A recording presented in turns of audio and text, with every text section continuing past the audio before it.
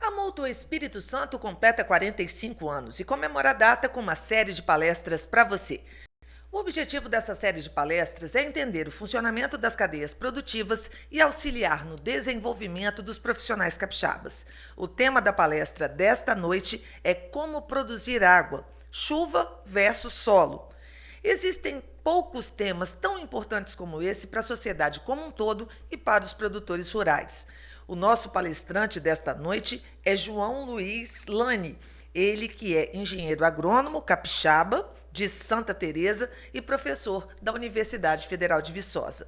Antes de darmos início à palestra, eu vou ler o currículo do professor. João Luiz Lani é coordenador do NEPUT, Núcleo de Estudos de Planejamento e Uso da Terra, do Departamento de Solos da Universidade Federal de Viçosa. Lani coordenou o Atlas de Ecossistemas do Estado do Espírito Santo.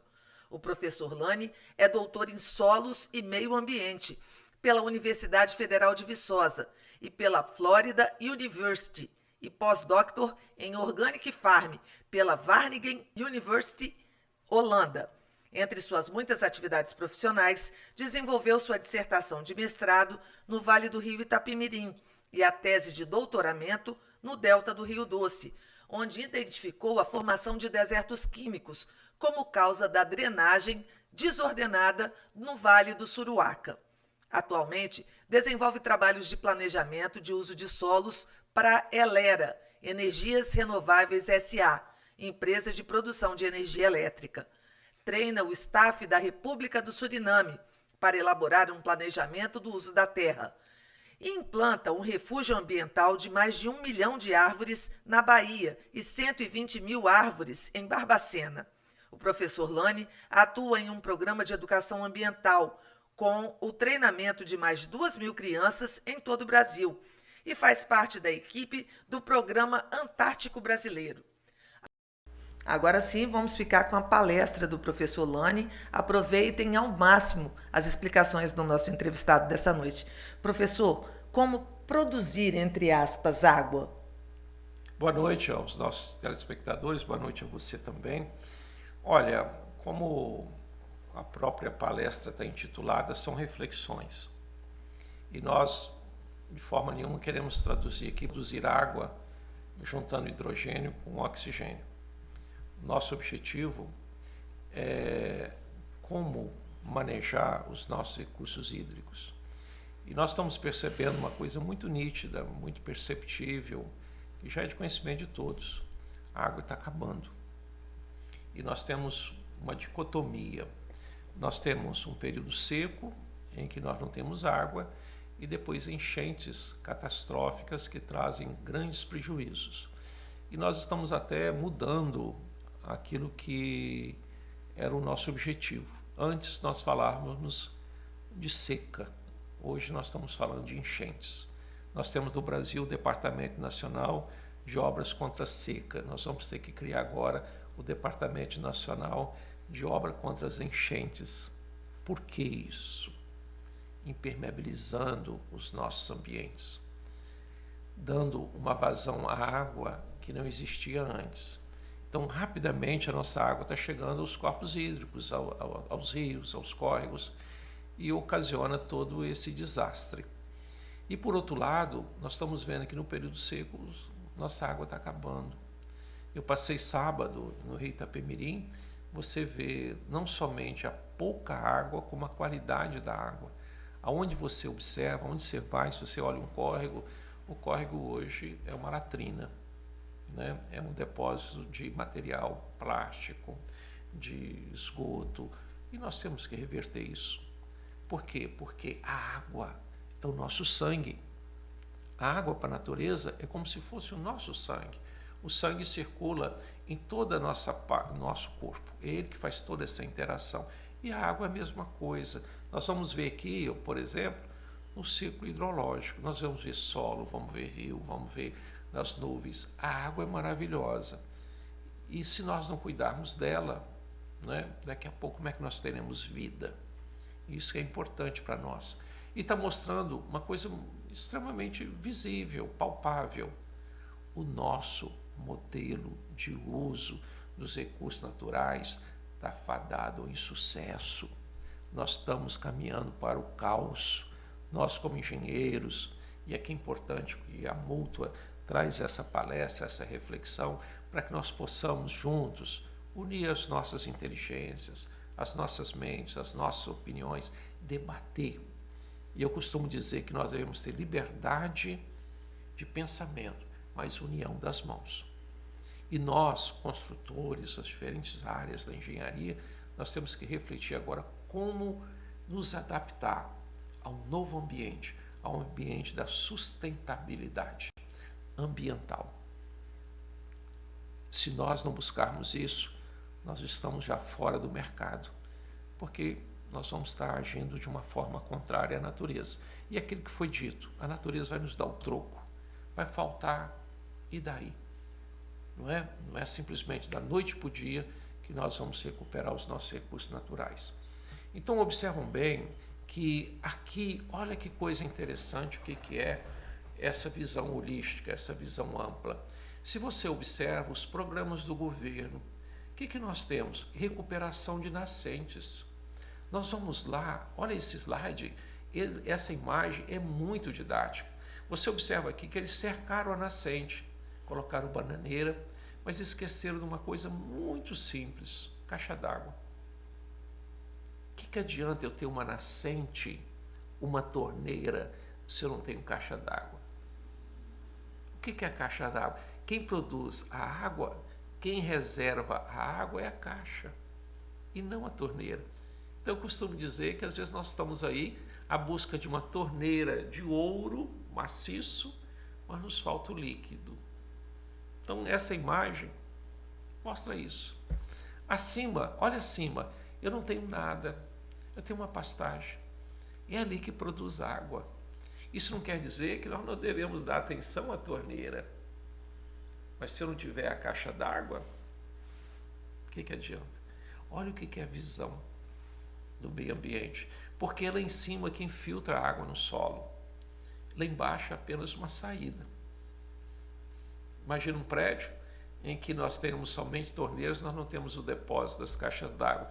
Vai faltar água. E é isso que nós estamos vendo. E gasta-se muito recurso financeiro. Às vezes nós até reclamamos, não tem dinheiro. Não. Às vezes nós temos dinheiro, só que nós empregamos de uma forma errada. Por isso que o conhecimento, o entendimento, a compreensão do meio ambiente é extremamente importante.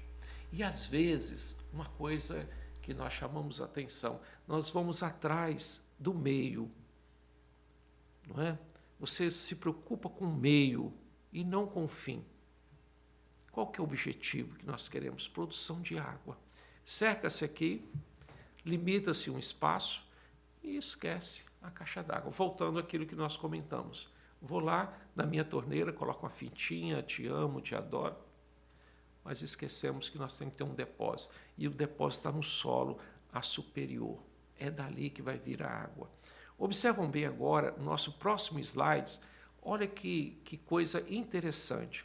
Vocês vão observar aqui uma coisa que é um detalhe. Olha que a água não está infiltrando aqui no solo. Ó. Ela passa pelo solo e vem aqui, olha, uma água límpida, não está carreando os sedimentos, ela não está erodindo, mas nós só vamos ver ela suja aqui embaixo. Olha aqui, agora vem a pergunta. Eu gosto demais de Sócrates.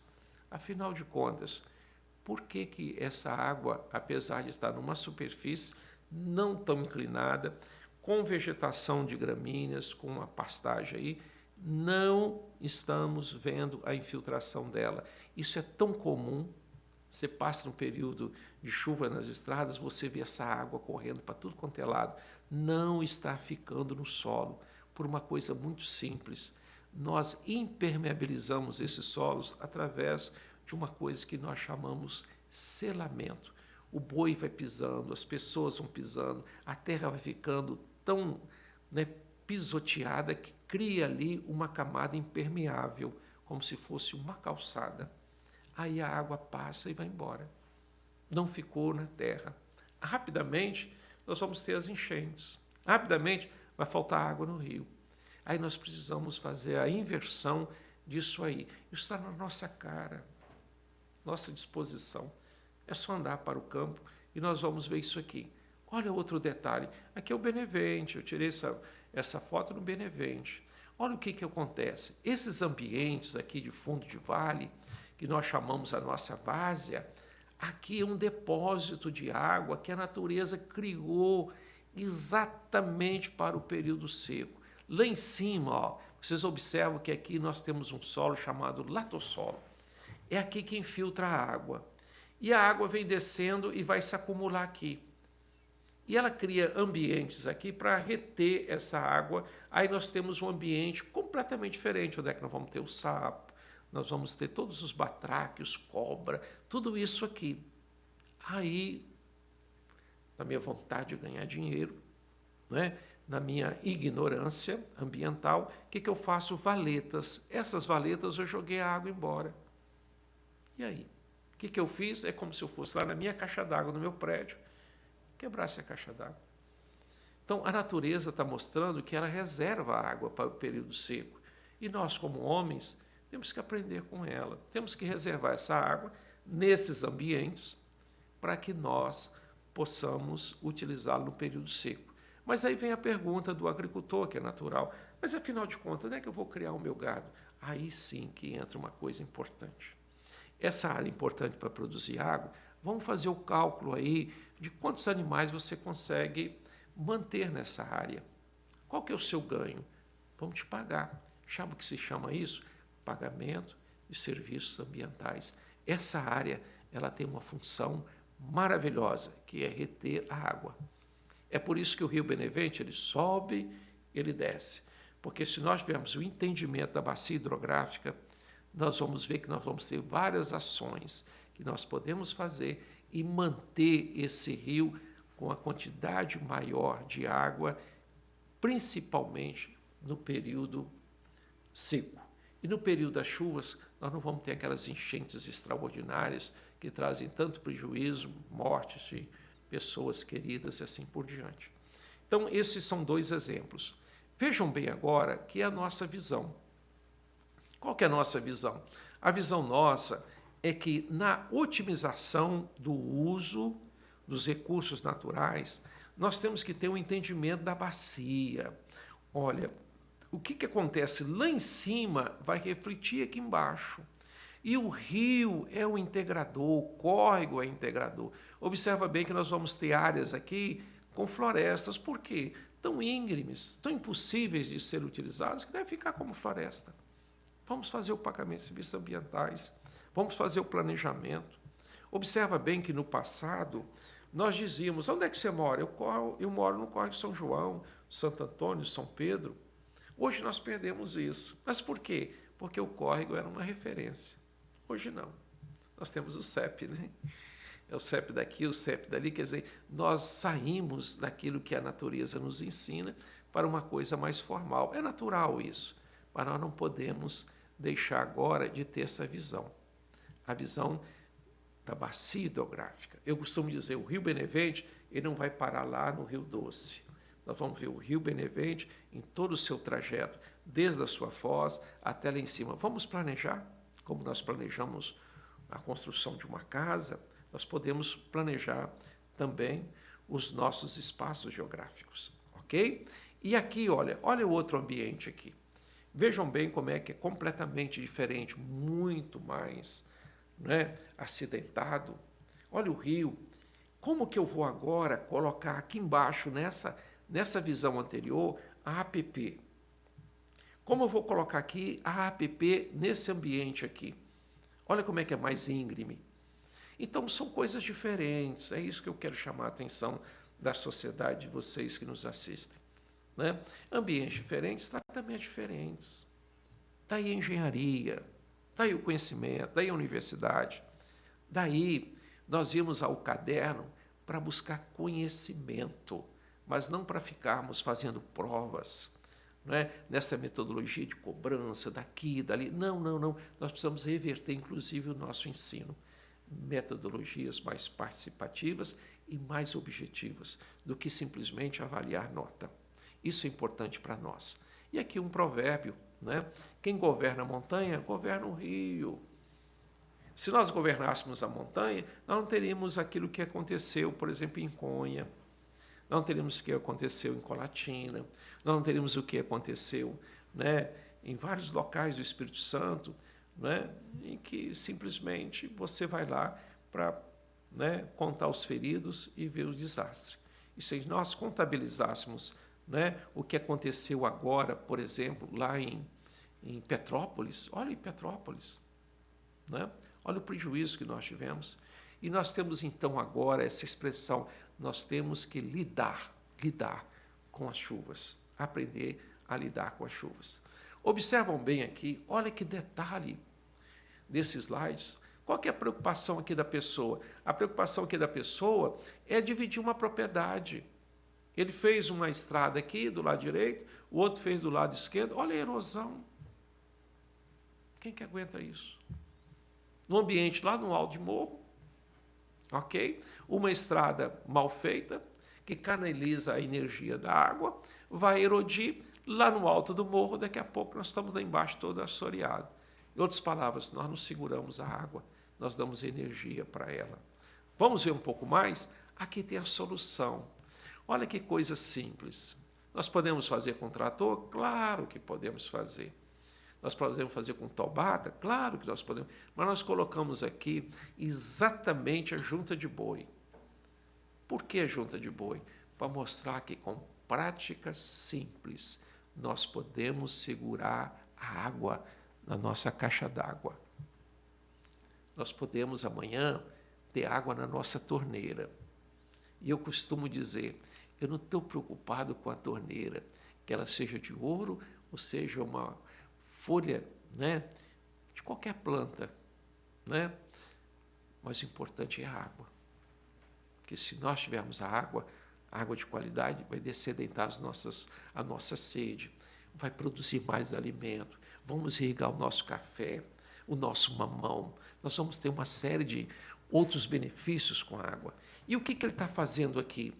Ele está criando aqui uma coisa muito simples. Eu gosto demais de trabalhar com uma coisa que eu chamo de princípio. E sabe qual é o princípio aqui? Cortar a energia da água. Não deixar que a água escorra, que ela venha se infiltrar no solo. Mas para infiltrar no solo, lembra daquele slide que nós mostramos a água passando sobre o braquiário e indo embora? Aquilo que nós fazemos de espaço em espaço, nós criamos pequenas valetas. A água vai cair naquela valeta, como se fosse um coxo, e ela vai penetrar. E depois nós vamos vê-la lá embaixo, daqui a 3, 4 meses. Porque vai demorar muito mais tempo, né, o deslocamento dela subsuperfície no solo. Ela não vai passar por cima. Poucos minutos está lá no córrego. Não, não, não. Ela vai demorar, ela vai alimentar o lençol freático e sai lá na frente. Se chove outubro, novembro, nós vamos ter março, abril, maio, essa água lá nos meses secos. É difícil entender isso? Observa aqui à direita, olha, como é que estão os canais. Olha mais à direita aqui as caixas d'água, não é isso? Então, nós precisamos dessas práticas simples para que nós possamos entender. Então, olha, otimizar, pegarmos essa água do lado de cá, que está escorrendo, do outro lado que foi toda embora, e passar a nós penetrarmos, infiltrarmos essa água no solo. Ok? Essa é uma outra ideia que nós temos aplicado e também tem dado excelentes resultados na recuperação de nascentes. Qual que é? Faça um cálculo. Aqui no Espírito Santo nós temos em média 1.200 milímetros de chuva no nosso período aqui ao longo do ano. Isso quer dizer que são 1.200 litros por metro quadrado. É muita água. Mas essa água vai toda embora. Gente, daqui a pouco falta. Aí o que nós fazemos? Nós pegamos toda a água dos telhados das casas e fazemos ali a coleta. Mas em vez de jogar essa água em qualquer lugar, nós jogamos dentro de 2 manilhas. Olha o desenho aí. No canto da casa, você joga dentro de 2 manilhas. Lá embaixo eu coloco brita. Aí o que vai acontecer com essa água? Essa água vai infiltrar no solo e vai alimentar o lençol freático. Você pode me perguntar, mas por que a manilha? Porque se eu jogar no solo na superfície, vai trazer umidade para casa. Vai umedecer a parede da casa. Mas quando eu jogo ali, essa água vai ficar lá a 2 metros de profundidade. E aí, observa bem que agora eu tenho o ladrão aqui, ó. Eu tenho a entrada da água e do lado direito eu tenho a saída do excesso de água. Supostamente, imagine que nós temos uma tromba d'água, muita chuva. Se esse sistema aqui não conseguir infiltrar água, aí sim que eu jogo a minha água para a drenagem. Mas o que nós fazemos hoje? Jogamos a água fora. Depois nós corremos atrás dela. Vamos reverter isso através dessas práticas? Olha aqui, olha, sabe onde é que é isso? No Suriname. Chove a beça lá, ambiente amazônico. Mas olha o que eles estão fazendo aqui numa escola, pegando toda a água e acumulando aqui nessas bombonas para irrigação, né? Para lavagem de calçada, uma série de coisas, guardando aí a água da chuva. É difícil entender isso? É algo muito simples, né? E aqui nós temos uma coisa muito interessante. Observa bem, ó, aqui eu estou lá na Amazônia, nós estamos lá, Sena Madureira. Olha esse rio. Olha como é que é importante nós trabalharmos com esse conceito. Olha, esse rio está cheio. Tá ok? Isso em 60 dias. Em 90 dias ele fica isso aqui, olha. É o mesmo rio. Olha, ele aqui e agora, lá na Amazônia, hein? Lá na Amazônia, ó, faltando aqui. Ele, ultimamente, ele tem aumentado aqui lá em Rio Branco, Acre, 19 metros. Sobe 19 metros. Vamos dividir aqui em andares, né? Se nós dividirmos, se nós pegarmos 3 metros, 6 vezes 3, 18. São 6 andares. Que ele sobe e daqui a pouco ele desce. Por quê? Porque ainda que nós tenhamos floresta, o solo não retém essa água. Ela passa, vai para o córrego, sobe, daqui a pouco desce. É o que está acontecendo conosco. E nós podemos reverter isso tranquilamente. Observam aí. Aqui, olha, quando você sobe o rio, subindo aqui, o acriano vai dizer para você, olha, vai de voadeira e não demora muito, porque se você demorar muito, você não consegue descer. Usando o rio. Por que isso? Porque o rio seca. Na Amazônia, rio seco. Nós temos esse fato lá no Acre, podemos comprovar tranquilamente para você. Então vejam bem que é preciso nós mudarmos o comportamento. Então aqui estão os diferentes métodos. Olha, a quebra, né, desse selamento aqui com o arado de aiveca. Aqui, o que eu estou fazendo lá direito? Fazendo os coxos. A água daqui, ela vai cair nesse coxo aqui e vai infiltrar. Olha aqui que nós apresentamos uma coisa muito interessante que a gente chama de travesseiro. Poxa, travesseiro é para dormir? Não. Esse travesseiro aqui é uma ruptura aqui do canal, olha. Esse canal que nós fazemos em nível, eu faço aqui uma ruptura. Por que isso? Porque a água que vai correr dentro desse canal, ela pode acumular, ter um desnível, ela acumular em determinado lugar, quebra, estoura e quebra todos. Então você faz esses pequenos coxos. Sabe, nós estamos empregando isso em hidrelétrica. Aproveitamento de água. Porque se as hidrelétricas, né, se a turbina não tiver água, não tem energia. Não tendo energia, não tem ganho financeiro. O que eles querem. Então nós precisamos entender isso. Aí posso fazer com trator, posso fazer com uma enxada. Cria um ambiente. Lembra que eu falei do princípio? O princípio que é importante. Crie corrugamento. O que é corrugamento? Corrugamento é evitar que a água tome velocidade. E no meio urbano, você pode dizer assim, vamos parar de impermeabilizar. Nós impermeabilizamos tudo. É calçada daqui, calçada dali, calçada de cá. Até onde não precisa ter calçada, nós estamos fazendo. A água bate, vai para o córrego. Olha a água, pega um período de chuva e observa quanta água está indo embora. Depois nós corremos atrás dela. Tem uma coisa errada nisso, não tem? Ok? Então vamos ver agora mais o quê? Olha os terraços. Isso numa declividade muito alta. Se nós fizéssemos isso no Espírito Santo, com o Silvio Pastoril, nós mudaríamos a cara desse estado. Trazendo riqueza usando a fotossíntese. E com esses pequenos terraços ou coxos, nós íamos melhorar os nossos recursos hídricos, isso é o que nós precisamos entender. Água e sol, energia e água. É uma dupla fantástica para trazer um novo ambiente, uma nova forma de viver. Olha o detalhe aqui. Olha que coisa interessante. Olha como é que estão os coxos cheios de água. Essa água iria toda embora e agora ela vai infiltrar. E sabe quem que se beneficia disso? A própria pastagem, porque ela fica mais úmida, com o sol cresce mais. É difícil entender isso. É algo caro? Não.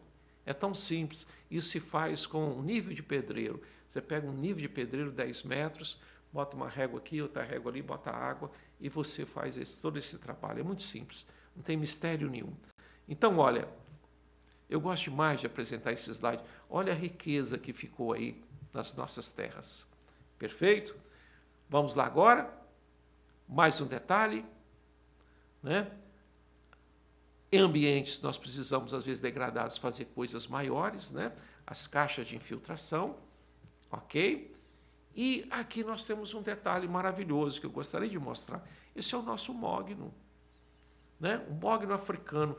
Olha que planta maravilhosa, apenas usando uma coisa muito simples, sol, fotossíntese, um pouco de fertilizante. Nós poderíamos estar cultivando isso no Espírito Santo. Por quê? Porque aqui é a Mata Atlântica. A aptidão daqui é o quê? É a mata. É a Mata Atlântica. Aqui a aptidão nossa é para a árvore. Nós somos para o outro lado. Parece que nós estamos querendo caminhar pelo caminho errado. Olha o potencial dessas árvores. Amanhã nós poderíamos estar produzindo, junto com o nosso gado, com a pecuária, essas árvores tranquilamente. A sua aposentadoria. É riqueza. Nós vamos exportar madeira. Nós vamos trabalhar com coisa sustentável, que eu corto, daqui a pouco eu planto novamente. E não naquele negócio que eu vou lá, pego um granito, exporto e vou voltar para o granito, não existe mais.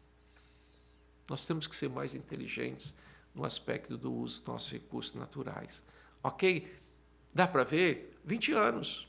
Olha as árvores. Olha o mogno aqui, 20 anos. É amanhã. É amanhã. Nós levamos 5 anos para formar um engenheiro, não é isso? Olha aqui o gado trabalhando, pastejando no meio da floresta. E nós ficamos com a dicotomia. Ou eu tenho pasto, ou eu tenho eucalipto. Não é? Nós podemos juntar as duas coisas. Silvipastoril é a união dos dois. Olha aqui como é que a pessoa fez, né? Trabalhou o eucalipto em pedaços. Nós podemos fazer isso aleatoriamente, ok?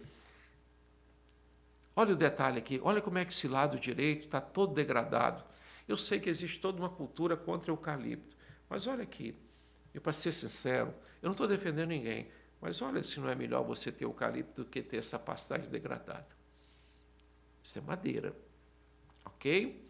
Olha o que ocorreu ali, morro abaixo, erosão, assoreamento, água, destruição.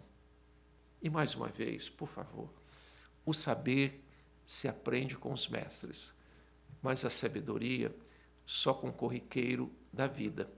Nós precisamos fazer uma coisa muito importante, entender a natureza. E ao entendê-la e procurar dar ênfase àquilo que é renovável. Fotossíntese é renovável, energia solar é renovável, água é importante nós termos, né, a mesma nos nossos solos, e assim nós vamos ter os nossos córregos vamos ter nos nossos rios, vamos ter na nossa casa. Vamos mudar os nossos paradigmas, vamos buscar sabedoria e, com certeza, buscar o conhecimento para que tudo se integre numa visão melhor do uso dos recursos naturais. Muito obrigado. Antes de iniciar as perguntas para o professor Lane, eu vou falar para vocês quais são as vantagens de ser um associado mútuo.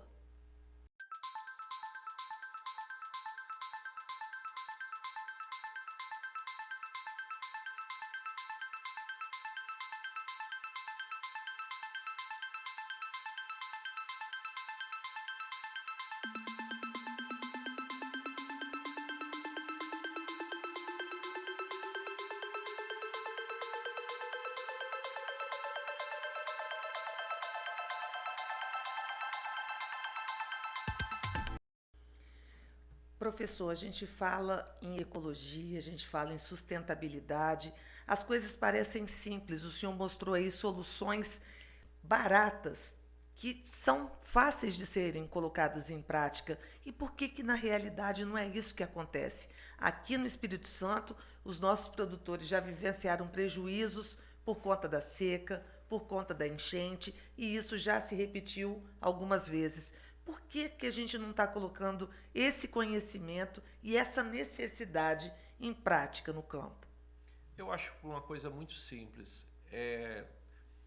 Nós demos muito valor ao conhecimento pragmático. E temos uma tradição que o conhecimento prático, ele é desprezível. Nós não damos muito valor ao conhecimento prático. Prova disso que nós damos muito valor ao diploma. E aí nós precisamos fazer essa inversão. E uma das inversões que nós temos é que, na verdade, nós precisamos aprender com a natureza. A natureza é a mestra.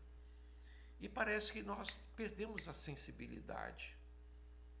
Eu costumo, me perdoe dizer aqui, mas eu costumo trazer Jesus Cristo para essa questão da sensibilidade. Mas por que Jesus Cristo?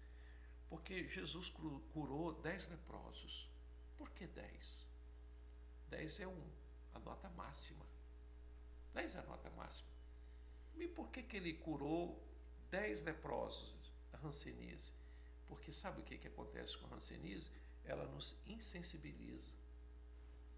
Então, o grande milagre que Jesus queria fazer na sociedade, em outras palavras, o grande 10 dele, seria nos tornar sensíveis. E você vai ver que em todas as áreas o homem está se tornando meio bruto, meio insensível. Você não justifica, por exemplo, uma guerra atual. Pessoas passando fome, usando homens, né, para seus benefícios, vidas que morrem. É uma falta de sensibilidade muito grande. E nós perdemos essa sensibilidade em relação à natureza. Mas os agricultores, produtores de alimentos, eles sabem da importância da água para a sua subsistência e para aquela lavoura. Mas eles têm as mesmas obrigações de quem está degradando, de quem não existe um incentivo para que esses produtores de água eles mantenham essas nascentes, né? Falta uma política que seja mais justa nesse sentido? Sim, com certeza. Agora que nós estamos despertando. Pagamento de serviços ambientais começou agora. E nós não temos nem a coisa na prática, nós temos na teoria. Você perguntar a qualquer agricultor, você está recebendo algum valor? São poucos que estão recebendo. Nós vemos exemplos assim no Brasil. É aquela questão até mencionada, né? Nós jogamos água límpida, maravilhosa, nas caixas d'água da sociedade urbana. E o que recebemos de volta?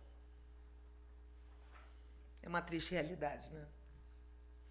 Bom, então fica aí a nossa reflexão de hoje, que o conhecimento ele precisa cada vez mais estar próximo às pessoas que lidam com essa realidade todo dia. Talvez as escolas agrícolas possam ter uma abordagem ainda melhor e mais eficaz do que a academia propriamente dita, e que os nossos engenheiros venham completar esse ensinamento para mudar essa realidade, né, professor? Sim, é preciso enxergar as coisas, né? E essa percepção que é importante. Lembra aqui do exemplo? Nós cuidamos da torneira. mas não cuidamos da caixa d'água. A água, ela vem de cima, a água não sobe morro. Mas você vai lá embaixo e cuida da torneira, isola a torneira, não deixa o gado ir, você cerca, você gasta um dinheiro muito grande, mas esquece que a água vem lá de cima. Se ela não infiltrar lá em cima, não adianta você ter uma torneira de ouro aqui embaixo. E olha a quantidade de recursos que nós gastamos nisso. Recuperação de nascentes. Bom, mas a Mútua enxergou o problema, trouxe o senhor até aqui para que a gente possa pensar além do que foi dito. Eu quero agradecer muito, professor Lane, as suas explicações, a sua transmissão de conhecimento e a todos vocês que acompanharam esse debate aqui, que comemora os 45 anos da Mútua Espírito Santo. E eu quero deixar um convite para você para acompanhar a nossa próxima palestra. Até lá!